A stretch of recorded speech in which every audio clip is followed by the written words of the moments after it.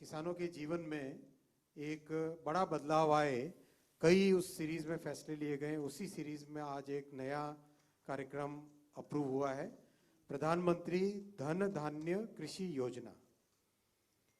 दूसरा, एनटीपीसी को renewable energy में इन्वेस्टमेंट का एक बहुत बड़ा अधिकार दिया गया है। और तीसरा, एनएलसी नेवेली लिग्नाइट कॉरपोरेशन, उनको भी रिन्यूएबल एनर्जी में इन्वेस्ट करने का बड़ा एक अधिकार दिया गया है। मैं इन तीनों फैसलों पे डिटेल में आऊँगा और डिटेल में आने से पहले डिटेल में जाने से पहले जो एक महत्वपूर्ण रेजोल्यूशन पास किया आज कैबिनेट में, उसको मैं आपके सामने पढ़ना चाहूँगा। आज यूनियन कैबिनेट ने हमारे स्पेस के बहुत बड़े अचीवमेंट पर एक प्रस्ताव पारित किया है। आईएसएस से ग्रुप कैप्टन शुभांशु शुक्ला की वापसी पर मंत्रिमंडल ने एक बड़ा संकल्प पारित किया है, वो मैं आपके सामने पढ़ना चाहूँगा। आज मंत्रिमंडल कई महत्वपूर्ण विषयों के साथ देश की एक महान उपलब्धि से जुड़ी देश की भावना को अभिव्यक्त कर रही है। 15 जुलाई को भारत की अनंत आकांक्षाओं का प्रतिनिधित्व करते हुए ग्रुप कैप्टन शुभांशु शुक्ला अंतरिक्ष यात्रा से सकुशल धरती पर लौटे हैं। ये समूचे देश के लिए गर्व, गौरव और उल्लास का अवसर है। आज मंत्रिमंडल देश के साथ मिलकर ग्रुप कैप्टन शुभांशु शुक्ला के सफलतापूर्वक पृथ्वी पर लौटने का अभिनंदन करता है। उन्होंने इंटरनेशनल स्पेस स्टेशन पर 18 दिन का ऐतिहासिक मिशन पूरा किया है।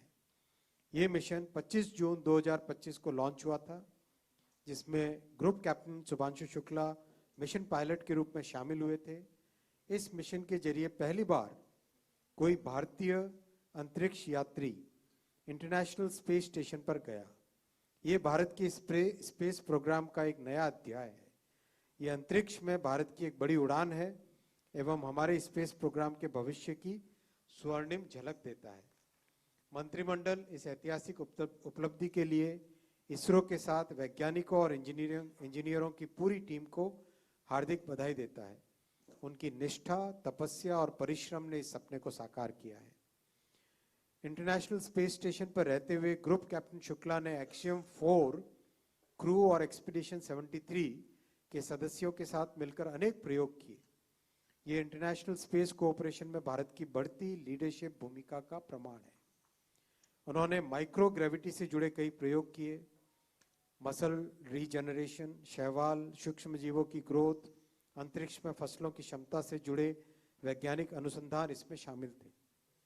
इस मिशन में माइक्रोब्स के जीवन की संभावनाएं और इंसान के क्षमता पर अंतरिक्ष के असर का अध्ययन भी हुआ। इंसान के स्वास्थ्य पर अंतरिक्ष के असर का अध्ययन भी हुआ। साइनोबैक्टीरिया जैसे जीवों के व्यवहार जैसे कई अहम विषयों पर काम किया गया।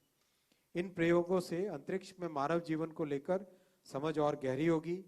साइंस और माइक्रोग्रेविटी की स्टडी में हम आगे बढ़ेंगे। भारत आने वाले समय में गगनयान मिशन के जरिए और भी बड़े लक्ष्यों की ओर देख रहा है। हमने भारतीय अंतरिक्ष स्टेशन का संकल्प भी लिया है। शुभांशु शुक्ला के मिशन की सफलता ने भारत को अपने लक्ष्य के एक कदम और करीब पहुंचा दिया है। भारत अब मानव अंतरिक्ष मिशन की बड़ी शक्तियों में से एक बनने की ओर अग्रसर है। मंत्रिमंडल प्रधानमंत्री श्री नरेंद्र मोदी जी के विजनरी और निर्णायक नेतृत्व की सराहना करता है। उनकी दूरदृष्टि, भारत की स्पेस क्षमता और उनके अटल विश्वास और उनके मार्गदर्शन ने भारत को इस मुकाम तक पहुंचाया है। सरकार को इस बात पर गर्व है कि पिछले कुछ वर्षों में भारत ने अंतरिक्ष के क्षेत्र में अनेक ऐतिहासिक उपलब्धियां हासिल की है। 23 अगस्त 2023 को चंद्रयान 3 ने चंद्रमा के दक्षिणी ध्रुव पर ऐतिहासिक लैंडिंग की थी। इस दिन को अब नेशनल स्पेस डे के रूप में मनाया जाता है। इसी तरह आदित्य L1 मिशन ने सूर्य के रहस्यों को समझने में नई दिशा दी है। ये उपलब्धियां भारत की वैज्ञानिक प्रतिभा और आत्मनिर्भरता का प्रमाण है। सरकार ने स्पेस सेक्टर में जो सुधार किए हैं, उससे भारत की स्पेस इकोनॉमी को भी अभूतपूर्व गति मिली है। इस सेक्टर में करीब 300 नए स्टार्टअप्स उभरे हैं। इससे बड़े पैमाने पर रोजगार का सृजन हुआ है। साथ ही इनोवेशन, एंटरप्रेन्योरशिप और टेक्नोलॉजी ड्रिवन डेवलपमेंट का नया इकोसिस्टम तैयार हुआ है। ग्रुप कैप्टन शुभांशु शुक्ला का मिशन सिर्फ एक व्यक्ति की सफलता नहीं है, ये भारत की युवा पीढ़ी के लिए प्रेरणा की मिसाल है। इससे हमारे बच्चों और युवाओं में जिज्ञासा बढ़ेगी, वैज्ञानिक सोच विकसित होगी। इससे प्रभावित होकर बड़ी संख्या में युवा साइंस और इनोवेशन को अपना करियर बनाएंगे। मंत्रिमंडल का दृढ़ विश्वास है कि ये मिशन विकसित भारत की संकल्प को नई ऊर्जा देगा। 2047 तक भारत को विकसित राष्ट्र बनाने का जो सपना प्रधानमंत्री जी ने और देश ने देखा है, उसे नई मजबूती मिलेगी।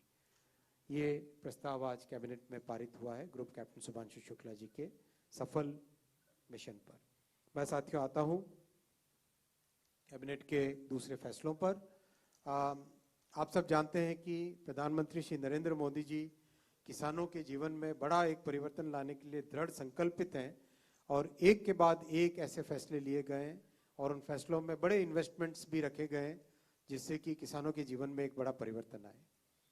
और आप ये भी जानते हैं कि एनडीए की और भारतीय जनता पार्टी की हमेशा से एक राजनीतिक सोच रही है, एक गवर्नेंस का मॉडल रहा है कि जो अंतिम छोर पे है, चाहे वो व्यक्ति हो, चाहे परिवार हो, चाहे जिला हो, चाहे कोई भी क्षेत्र में जो अंतिम छोर पर है, उनको कैसे ऊपर लेके आए। आपने देखा एस्पिरेशनल डिस्ट्रिक्ट्स का जो प्रोग्राम बना, उस प्रोग्राम को दुनिया भर ने सराहा, वर्ल्ड बैंक ने, यूएन ने, सबने सराहा कि ये दुनिया में डेवलपमेंट का एक नया मॉडल बना है। आकांक्षी जिलों को किस तरह से सभी बाकी जिलों के बराबर लेके आए, इस सफलता को ध्यान में रखते हुए 100 ऐसे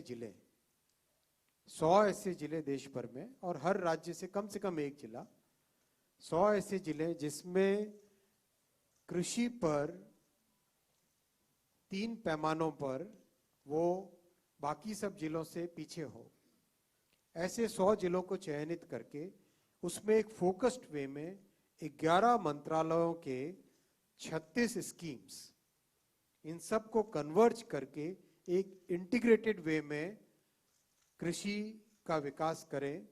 ये प्रधानमंत्री धन धान्य कृषि योजना का उद्देश्य है। बहुत ही महत्वाकांक्षी, बहुत महत्वपूर्ण, बहुत ही एक गेम चेंजिंग स्कीम ये होने वाली है। राज्यों का सहयोग लिया जाएगा भरपूर इसमें, जिले के लेवल पे, ब्लॉक के लेवल पे और राज्य के लेवल पे गहन कंटिन्यूस मॉनिटरिंग की जाएगी। टेक्नोलॉजी पार्टनर्स चयनित किए जाएंगे। एग्रीकल्चर से जुड़े पूरे सभी स्टेक होल्डर्स को इसमें जोड़ा जाएगा। इस तरह से किया जाएगा जिससे कि ये 100 चयनित जिले देश के एवरेज और उससे ऊपर आ सके। इस भावना के साथ इस पूरे प्रोग्राम को हाथ में लिया गया है। बहुत ही साइंटिफिक तरीके से इसको लिया जाएगा। करीब 1,70,00,000 किसानों को इससे लाभ होगा। आने वाले 5 वर्षों का कार्यक्रम है ये। 2025-26 के 6 वर्षों का कार्यक्रम है, माफी चाहता हूँ। 6 वर्षों का कार्यक्रम है। 2025-26 के फाइनेंशियल ईयर से स्टार्ट होगा। अगले इसी जुलाई का महीना चल रहा है, अगले महीने के अंदर ही कई इसके इम्प्लीमेंटेशन के स्टेप्स चालू हो जाएंगे। 5 बड़े उद्देश्य इस कार्यक्रम के रखे गए हैं। एग्रीकल्चर प्रोडक्टिविटी कैसे बढ़ाना, सबसे पहला। दूसरा, क्रॉप डाइवर्सिफिकेशन और सस्टेनेबल एग्रीकल्चर प्रैक्टिसेस कैसे लाना। तीसरा, पोस्ट हार्वेस्ट स्टोरेज जो कि पंचायत और ब्लॉक लेवल पे क्रिएट करनी है, उस पर ध्यान देना। चौथा, इरिगेशन, सिंचाई की फैसिलिटीज को बढ़ाना और उसमें भी साइंस एंड टेक्नोलॉजी का उपयोग करके, जैसा आपने कुछ समय पहले एक इरिगेशन का कैबिनेट का फैसला देखा था, किस तरह से टेक्नोलॉजी का उपयोग करके अधिक से अधिक फसल उगाई जा सके कम से कम पानी के खर्च पर, और कम से कम पानी से अधिक एरिया को कवर किया जा सके, वो सब टेक्नोलॉजीज का इसमें उपयोग भी किया जाएगा। पांचवा, क्रेडिट अवेलेबिलिटी को बहुत बड़े संख्या में बढ़ाना, जिससे कि किसान परिवारों के पास जब सही वक्त हो तब उनके पास हाथ में पैसे हो, जिससे कि वो अपने बीज खरीदने का हो, फर्टिलाइजर खरीदने का हो, हर काम में वो उपयोग में ले सके। जैसा मैंने आपको बताया, इसमें हर जिले का एक मास्टर प्लान तैयार किया जाएगा हर एक जिले का एक मास्टर प्लान तैयार किया जाएगा जिसमें एग्रीकल्चर और उसके साथ बहुत सारी एलाइड एक्टिविटीज जैसे बकरी का पालन करना, मुर्गी का पालन करना, जिस तरह से पोस्ट हार्वेस्टिंग के लिए कुछ नए छोटे लेवल पे उद्योग खड़े करना, इस तरह के कई तरह की एक्टिविटीज को इसमें मास्टर प्लान में लिया जाएगा। बहुत ही किसानों के साथ एक्सटेंसिव कंसल्टेशन करके इस कार्यक्रम को हाथ में लिया जाएगा। टॉप डाउन नहीं है, ये बॉटम्स अप प्रोग्राम है। जिले से भी नीचे ब्लॉक के लेवल से ऊपर ये प्रोग्राम बनेगा। हर जगह पे रेगुलर इसकी मॉनिटरिंग के लिए टेक्नोलॉजी का उपयोग किया जाएगा और बहुत फोकस किया जाएगा कैपेसिटी बिल्डिंग पे। कैपेसिटी बिल्डिंग बहुत महत्वपूर्ण है और जो रिसर्च लैब्स में है वो जमीन तक पहुंचे, उस पर ध्यान दिया जाएगा। और आज के युग में डिजिटल की दुनिया में जो ऐप बना के, डैशबोर्ड्स बना के, उन सब का एक रेगुलर इसमें पूरा उपयोग किया जाएगा। मैं साथियों दूसरे विषय पे आता हूं। हम सब जानते हैं प्रधानमंत्री जी का जो कमिटमेंट है रिन्यूएबल एनर्जी की तरफ, ग्रीन एनर्जी की तरफ, वो कमिटमेंट दुनिया भर में सराहा गया है। और जो बड़े बड़े हमने गोल पहले 2030 के लिए थे वो 2025 में हम अचीव कर रहे हैं। उस दिशा में आज दो बड़े फैसले लिए गए। पहला फैसला है एनटीपीसी का। एनटीपीसी को 20,000 करोड़ रुपए तक का इन्वेस्टमेंट करने की छूट दी गई है रिन्यूएबल एनर्जी में। उनको एम्पावर किया गया है रिन्यूएबल एनर्जी में इन्वेस्टमेंट करने के लिए। एनटीपीसी की जो ग्रीन कैपेसिटी है 6 गीगावाट है अभी, इसको 26 गीगावाट करने का संकल्प इसमें है सम्मिलित, और 2032 तक 60 गीगावाट करने का इसमें टारगेट रखा गया है। और एनटीपीसी की बहुत एफिशिएंटली काम इसमें हो रहा है। इनका जो स्ट्रक्चर है वो स्ट्रक्चर इस तरह से है, एनटीपीसी टॉप लेवल पे, होल्डिंग लेवल पे, फिर एनटीपीसी ग्रीन बिजनेस इनकी, जिसमें कई सब्सिडरीज और जॉइंट वेंचर्स हैं, और एनटीपीसी रिन्यूएबल्स करके एक सब्सिडरी है, उसका major focus green field capacity addition पे रहेगा। तो ये एक बहुत बड़ा महत्वपूर्ण फैसला है देश में ग्रीन एनर्जी को बढ़ाने के लिए। वैसा ही फैसला लिया गया नेवेली लिग्नाइट कॉर्पोरेशन के लिए 7,000 करोड़ रुपीस का इन्वेस्टमेंट का अप्रूवल किया गया है। और इसमें रीस्ट्रक्चरिंग भी है एक तरीके से कि जो प्रोजेक्ट्स एनएलसी में ऑलरेडी हैं उनको एक सब्सिडरी में ले जाके फिर एक फोकस्ड वे में, जैसा आपने एनटीपीसी के केस में देखा एक फोकस्ड सब्सिडरी है ग्रीन बिजनेस के लिए, वैसे ही एनएलसी नेवेली लिग्नाइट कॉर्पोरेशन के लिए भी एक फोकस्ड सब्सिडरी बने। और 10 गीगावाट एनर्जी का इसमें टारगेट रखा गया है 2030 तक। भारत ने बहुत बड़ा एक माइलस्टोन अचीव किया है। 50% भारत की पावर जनरेशन कैपेसिटी आज नॉन फॉसिल फ्यूल से हो गई है। और ये टारगेट 2030 का था। 2030 का टारगेट 2025 में अचीव कर लिया गया है। मैं पिछले डेवोस में एक बार ऐसे ही किसी ग्रुप में मैंने क्विज रखा था कि आप अंदाज लगाइए भारत की generation capacity non fossil fuel की कितनी है। लोग आश्चर्य करते थे जब उनको 42% बताया। बहुत बड़े समृद्ध देश भी इतना लेवल अचीव नहीं कर पाए जो भारत ने अचीव किया है। और अब वो डेवोस में 42% का आंकड़ा था, अब 50% हो गया है, जो कि बहुत देश के लिए एनवायरनमेंट के पॉइंट ऑफ व्यू से, नए रोजगार सृष्टि के पॉइंट ऑफ व्यू से, मैन्युफैक्चरिंग में कॉम्पिटिटिवनेस के पॉइंट ऑफ व्यू से, हमारे स्वास्थ्य के पॉइंट ऑफ व्यू से, और एक साधारण नागरिक के जीवन में एक स्थायी परिवर्तन आने वाले समय तक रहे, उस पॉइंट ऑफ व्यू से ये बहुत महत्वपूर्ण फैसला है।